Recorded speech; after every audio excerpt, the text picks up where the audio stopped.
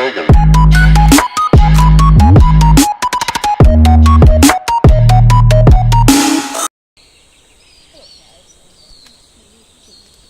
Guide. I bought this game from a Humble Bundle, which is a pretty cool website where you can get like bundles of games and you pay what you want. You pay $1 or more and you can lock it on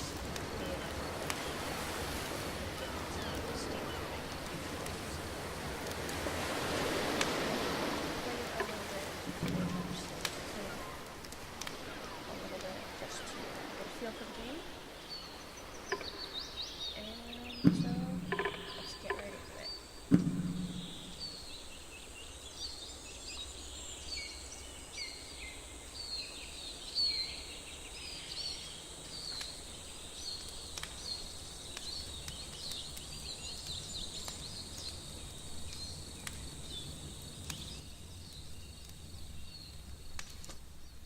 Hi there. Thank you very much for playing The Beginner's Guide. My name is Davey Reedon.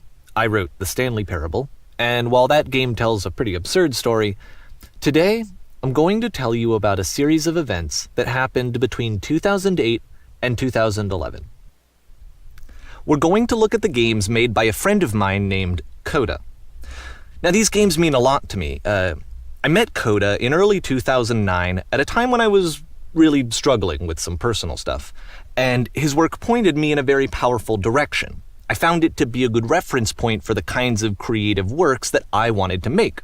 So just to start you off, this is, I think, the first game he ever made. It's a level for Counter-Strike. You can walk around here, by the way. And mostly it's just Coda learning the basics of building a 3D environment. But what I like is that even though he starts from the simple aesthetic of a desert town, he then scatters these colorful abstract blobs and impossible floating crates around the level. And of course, it destroys the illusion that this actually is a desert town, and instead this level becomes a kind of calling card from its creator. It's like a reminder that this video game was constructed by a real person. And it kind of makes you wonder, what was going through his head as he was building this? This is what I like about all of Coda's games. I mean, not that they're all fascinating as games, but that they are all going to give us access to their creator. I want us to see past the games themselves. I want to get to know who this human being really is. And that's exactly what we're going to do here. So, it's 2008, Coda starts making these games, and he never releases any of them. He doesn't put them onto the internet, he just makes them and then immediately abandons them and they sit on his computer forever. And I think he really understood this image of himself as a recluse. At one point, he jokingly renamed his computer's recycling bin to Important Games Folder. So, you know, this was just how he worked. He tended to crank them out one after the other without even really pausing to try to understand what he had just made, until suddenly one day, he just stopped. In 2011, that was it. He made his last game and then he hasn't made another one since. And that's why I've taken this opportunity to gather all of his work together, is because I find his games powerful and interesting, and I'd like this collection to reach him, to maybe encourage him to start creating again. And if the people like you who play this also happen to find his work interesting, then I'm sure it'll just send that much stronger of a message of encouragement to Coda. So thanks for joining me on this. If you have a particular interpretation that I haven't mentioned here, or if you just need to get in touch, you can email me at daveywreden@gmail.com. Okay, that's about it for introduction. Let's take a look at Coda's first proper game. As each game is loading, I'll show you the date that it was completed. This first one was made in November 2008. Cool, let's get right into it. Whoa. Warning. Whisper machine active. Shift destruction imminent. This game is called Escape from Whisper, and it's one of the more generic games you'll see from Coda.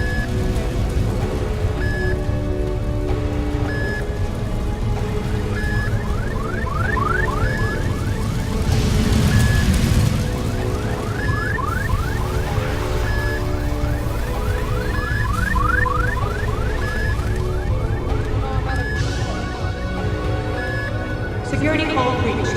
Hostile alien life form inbound. It kinda looks like this game was abandoned mid-development. For instance, you have this gun, which you'd think would indicate that there are supposed to be monsters or enemies somewhere, but then clearly there are no enemies anywhere. You can't even reload the gun when you run out of bullets.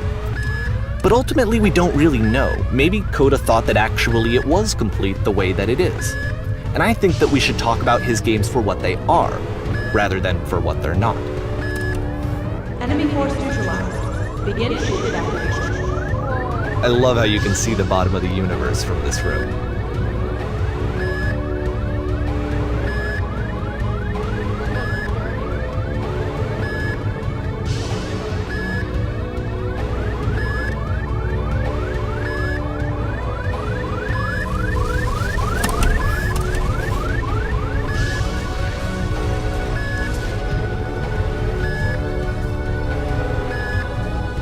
Apparently, this space station has a labyrinth on it. Sure, I don't know.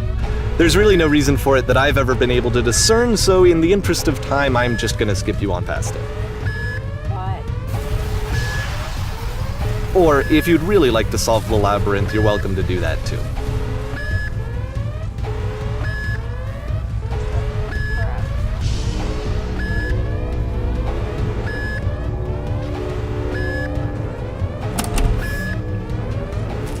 Okay, this is the part that's interesting. The game has this narrative about the whisper machine and how it has to be turned off, and then you get to the engine room. What's that thing? Is that the whisper machine? Hey, you there, in the engine room. You could save us all. That beam is powering the whisper machine. We could disrupt it by introducing a great enough heat signature. If your body could stop the beam. It's so much to ask, but for all of our lives, would you do it? Could you give yourself? That is crazy. It really is a great topic. Like, if you could save the entire world, would you give yourself to do it? Really. This is not a branching point, unfortunately. The only option is to step into the beam. Okay. There we go. Let me pause here for a second. What you just experienced, stepping into the beam and then dying, is probably what Coda had initially intended when he was developing this level. But when he first compiles and plays it, something goes wrong. There's a bug somewhere. And this is what happens instead. Oh, what happened? Whoa, where am I going? Oh. Oh, that is cool. The beam causes you to start floating. And this is an important moment for him. Because yes, this is technically a glitch, but Coda identifies something human about it, like how small it makes you feel in the face of this larger chaotic system. Or this floating could be the afterlife, a peaceful place, juxtaposed against all of the hysteria that you've just had to traverse. I don't even know. I have no idea what he was thinking, but what's clear is that after making this, something lodges itself in his brain. He wants to do more of these really weird and experimental designs. So he stops work on this and moves on to a stream of tiny little games that go in all sorts of directions. Let's go ahead and take a look at the first game he made after leaving this one behind. That was so cool. You feel so small floating up the entire universe there. I can't move. Whoa. Yup, in this game you can only walk backwards.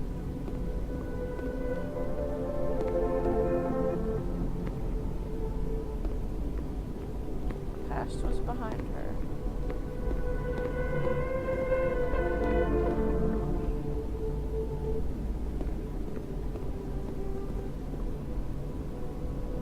So it's a short and relatively minimalist experiment combining motion and narrative. It is less advanced than the previous game, but actually it seems to be more focused, more complete. Coda's trying to give it a unique voice rather than simply basing it on a pre-existing trope. The future could not be seen. Why does the future keep changing? That wasn't there before.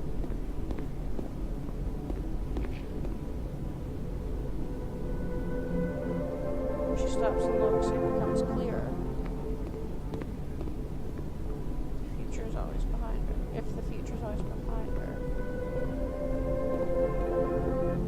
how will she find the strength to confront it? That's cool. It's a short little thought, it says what it wants to say, and then it ends. Didn't need anything more than that. Which to me is why it works, because it gets out quick. Okay, next one. Whoa, I am getting wicked Slender vibes from this already. We're now entering. Entering what? Hell?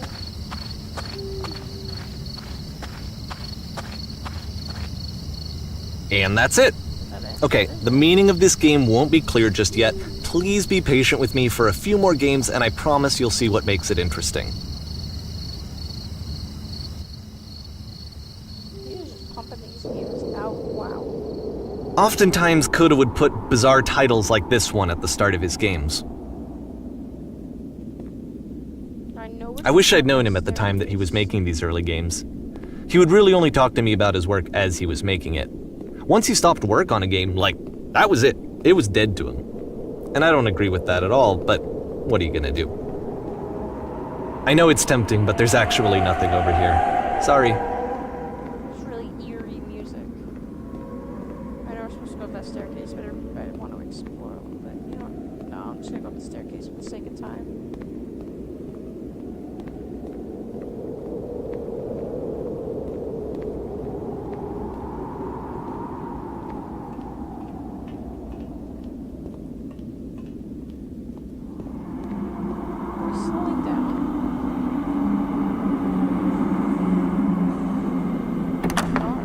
Once you've been slowed to an absolute crawl, the door at the top of the stairs opens. So why, if Coda's not showing these games to anyone, why bother opening the door at all? Well, to show you, I'm modifying the game here so that when you press enter, it'll bring you back up to full speed so you can enter the door for yourself.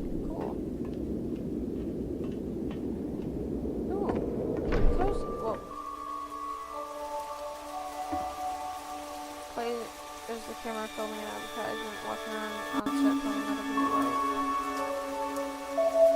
Shark is trying to attack. A room that's warm and nice and filled with little ideas for games. A normal gamer is screaming in the mic in 15 seconds. Press Q to surrender.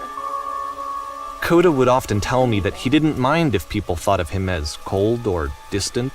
He said that he knew that he was actually a vibrant and compassionate person, but that it takes time to really see that. It can be a very slow climb to get there.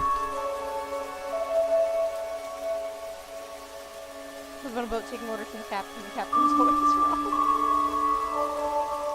Whoa. Oh man, I want to read all those. Reset fish. Oh. Look at weird vibes. Kind of military base vibes.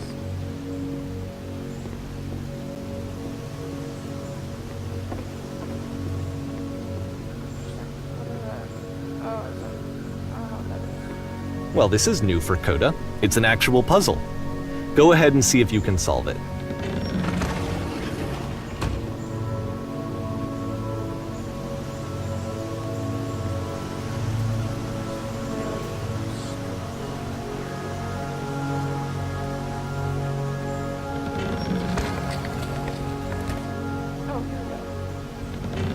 Don't forget that solution, because we're going to see this puzzle again soon.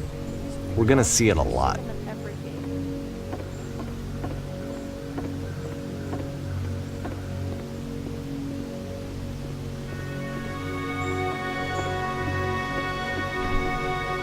So that seems to be it, right? You walk down a corridor, you solve a puzzle, you get to the end. Simple enough. Alright, now I'm going to modify the game again so that when you press enter, it'll remove all of the walls from this room.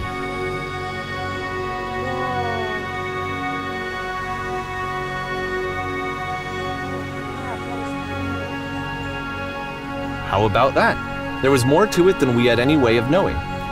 I actually find it funny that this game comes after the Stairs game, since they essentially convey the opposite idea. So, in the Stairs game, a dull exterior concealed a rich interior, and then, in this level, a dull interior hides this fantastic outer world.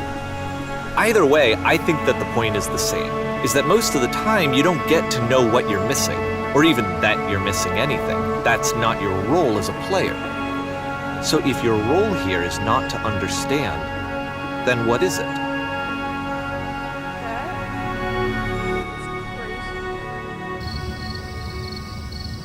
Before I get going on this section of the game, I want to just piggyback on the last game that I've already said pitch. It's kind of crazy. It's kind of the same people and just really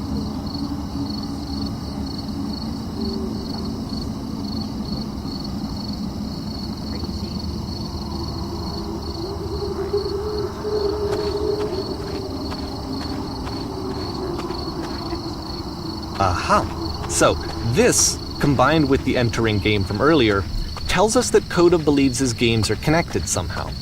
It could even be that the Stairs game and the puzzle game are literally connected in between this and the entering game. There's a bigger picture that all of his games are meant to play a role in, some larger meaning that we won't be able to grasp until we've seen all of them. And once we have, we can step back and start to understand what exactly that bigger picture is.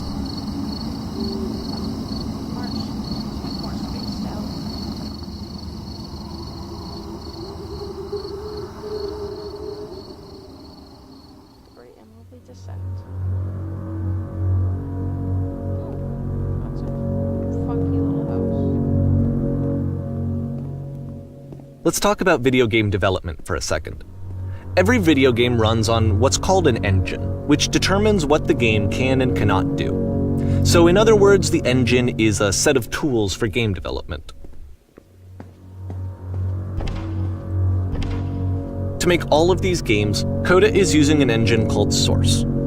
Like all engines, Source has certain things that it does well, and it has certain things that it does poorly.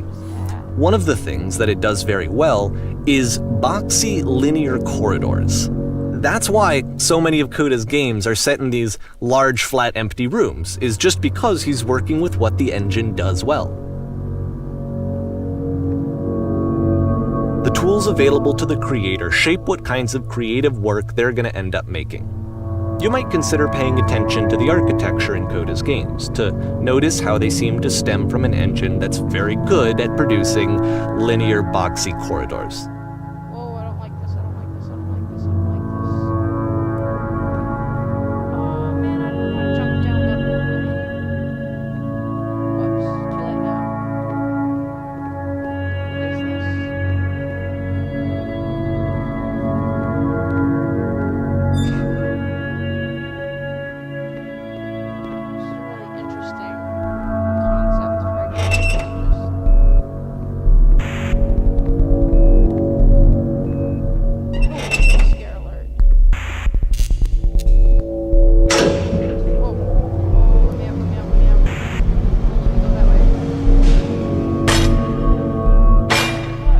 This prison, funny enough, in Coda's original design, the doors stayed shut for a full hour before letting you go. If you don't mind, I think we're gonna skip that. I wonder if I can stay here for it.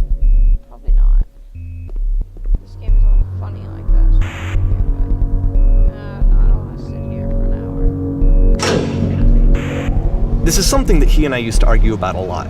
You know, whether a game ought to actually be playable, whether it means anything if no one can get through it. And I would always defend that, you know, all this work goes into the game, why not make it playable and accessible? And so we just got into heated arguments over it, and there was one time that after one of these conversations, he went home, and a day or two later, he sent me a zip file entitled Playable Games that was full of hundreds of individual games, each of which was just an empty box that you walked around in and nothing else. Believe me, I played every single one of those just to find out if there was like a gag hidden somewhere. There wasn't. Coda's a savage.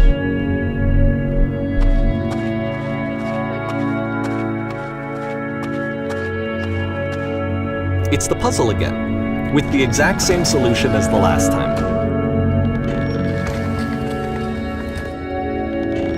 There's still no clear indication of what makes this puzzle so special that Coda is going to return to it over and over. But I promise I'll share with you my interpretation very shortly.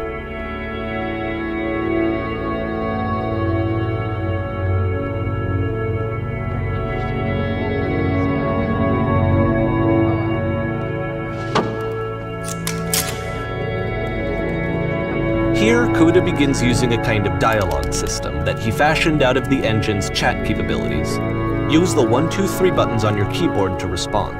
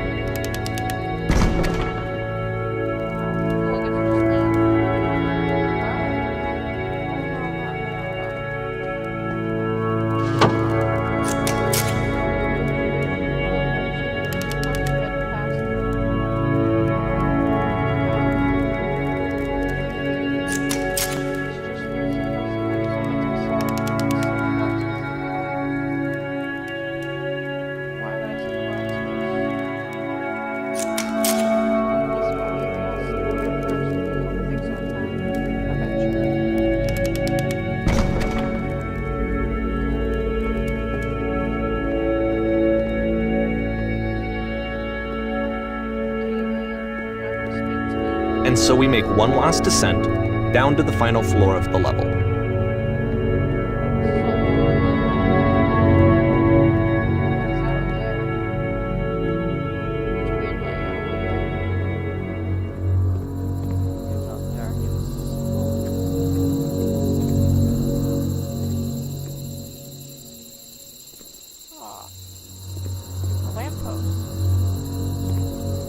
It's a lamppost. Okay, I can't tell you quite why, but for some reason Coda fixates on this lamppost. It's going to appear at the end of every single one of his games from here on out. I'll tell you what I think. I think that up to this point, he's been making really strange and abstract games with no clear purpose, and maybe you can only float around in that headspace for so long. Because now he wants something to hold on to. He wants a reference point. He wants the work to be leading to something. He wants a destination, which is what this lamppost is. It's a destination. We're going to see it in the work as well. His games are just going to become a lot more cohesive, a lot more fully developed, with more of a clear idea behind them. And as we go, that idea will get clearer and clearer and clearer.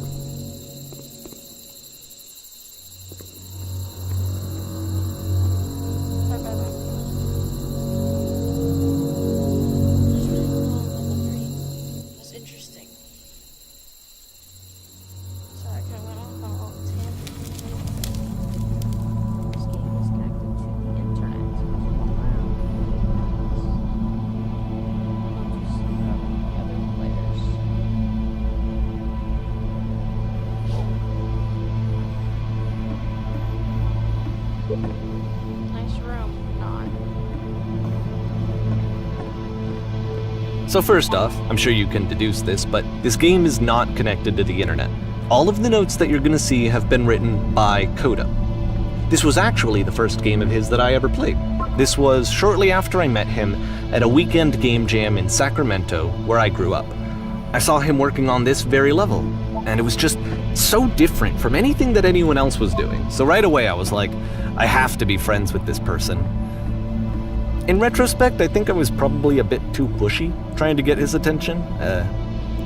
I was over-enthusiastic. But he was very gracious about it and very patient with me. And I cooled off eventually. Hello. Oh, feel free to skip over any of these notes if they're not doing anything for you. Nothing extra is going to happen if you read all of them. Either way, to me they convey a sense of loneliness. I see this person who's filled with thoughts and feelings and beliefs and has no way to express them except as scattered and unheard voices in a game that wasn't meant to be played.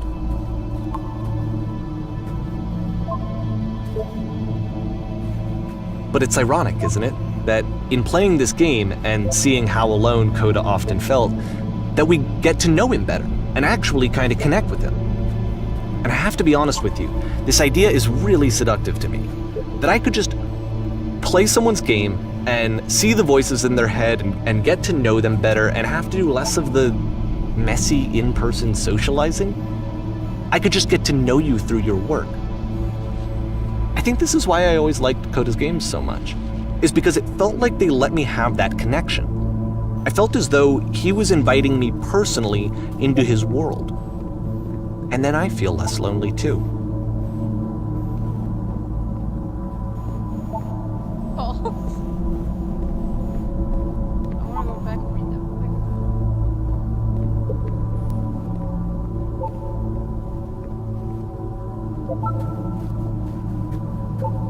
I just saw Flying Penguin. Let me tell you, it's the most majestic thing I've ever seen. I don't feel like living because nothing will be as majestic as that. I never want to see again. If nothing will be that beautiful again, I'm crying now. If I don't pick my eyes out, I must now go do that.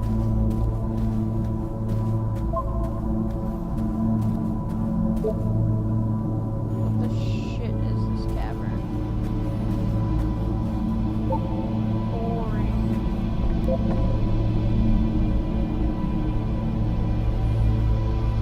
I'm sure you guarantee there is a unicorn somewhere here in this place. The sailors. I don't know if that's a reference to something, but I don't understand it. There's someone talking. Please tell me. But as what? It would have been frickin' bad. Recognize you, please. That's dark. Go back. What's on that guy? Free t-shirt. The other side, your life yourself. Your outfit. Necessity. Makes game good so I can know it will do thanks. First you made this.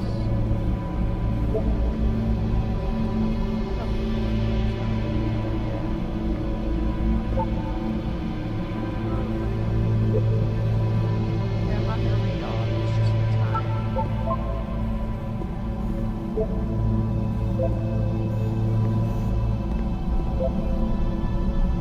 Actually, I want to see what this one says. It's right here on the edge.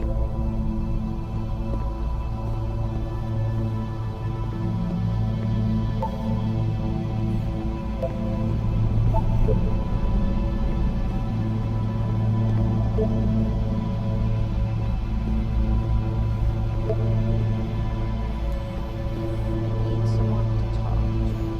This is getting dark. Next time I'll do better. This is a notebook.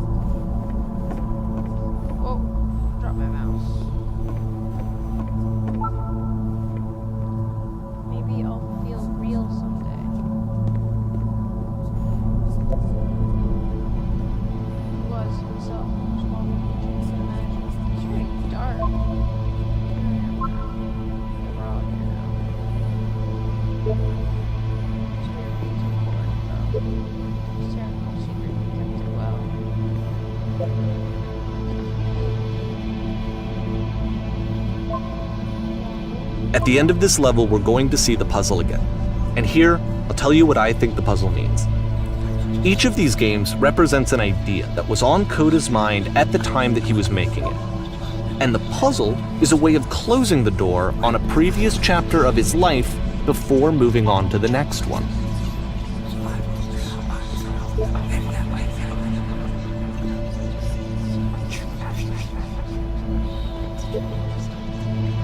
In each of his games, after exploring a theme that, he might find difficult, Coda can then place this puzzle that he knows has a reliable solution, he understands exactly how it works, and so it gives him a simple mechanism for moving on.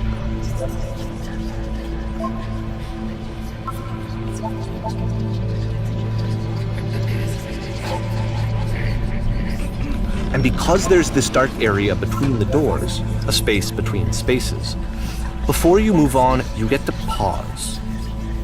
Just for a moment, a few seconds to reflect on and let go of the events that led you here. To step back and connect the pieces together. To grasp at that elusive bigger picture.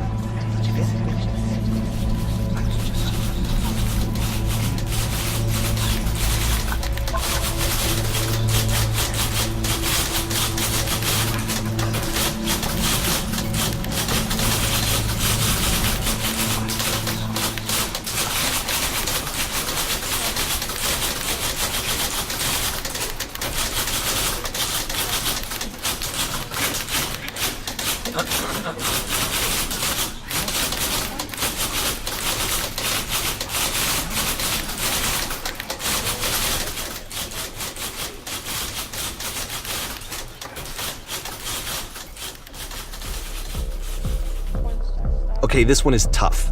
It's gonna kind of just spin its own wheels for a few minutes. Hang with it.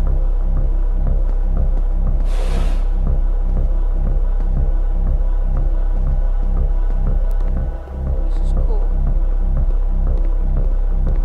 Walking faster on this one.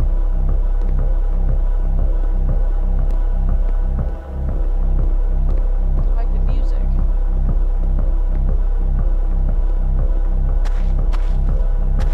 See, this is it. The whole game. And there's nothing that's particularly interesting about it. You just walk to the end of a hallway.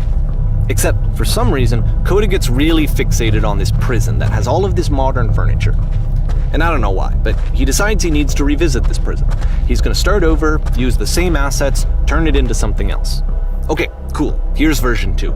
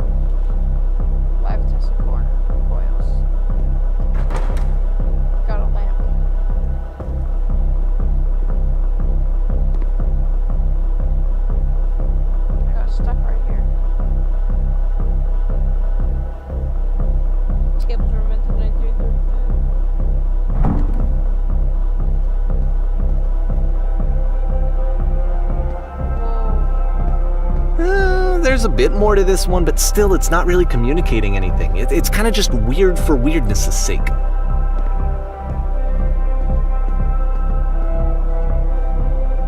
So okay, he throws it out and starts over. This time he comes at the prison idea from a different direction.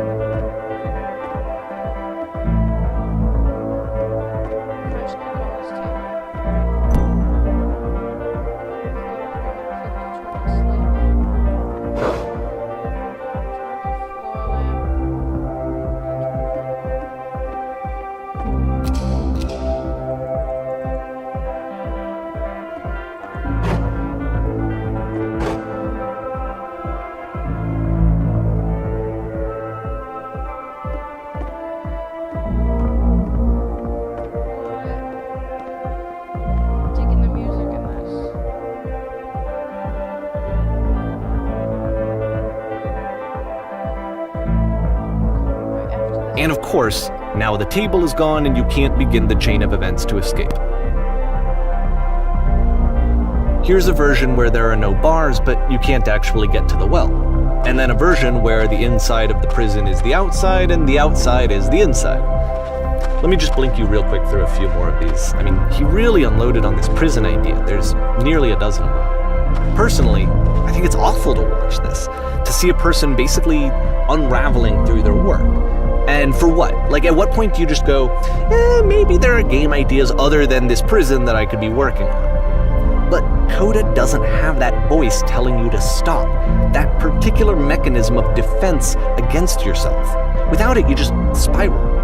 And so he keeps going and going and going and going and going, and then he hits on something. And he likes it. And that's it. He's done. He stops making prisons. This is the very last version of the prison game that he created.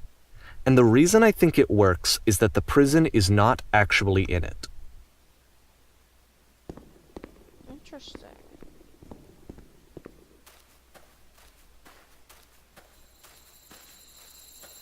This is really spooky and eerie.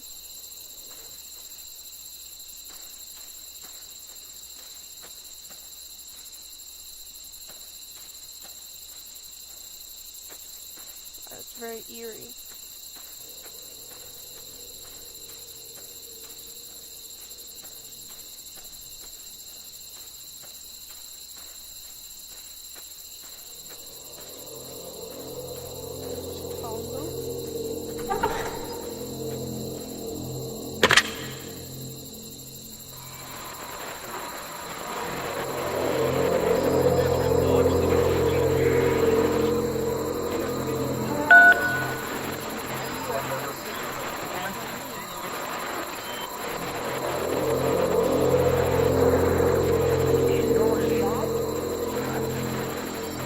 It's a conversation. And so this is what Coda wants, is to be able to talk to someone, to share what's on his mind, and to get some good advice from someone who knows. But the irony is that even in this scenario, you're still talking to yourself. You know, all of these games so far are Coda talking to himself.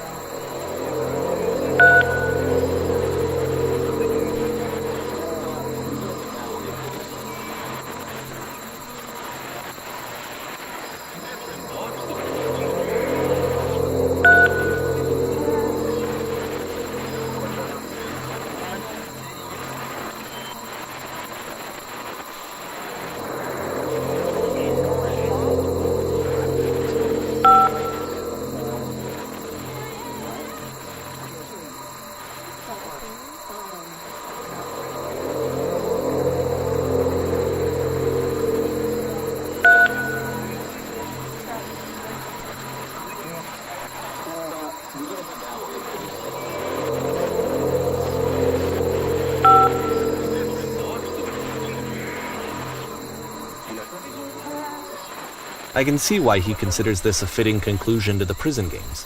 After all of the obsession and frustration, just to be told by someone you can trust that things are going to be okay. Wouldn't that be nice?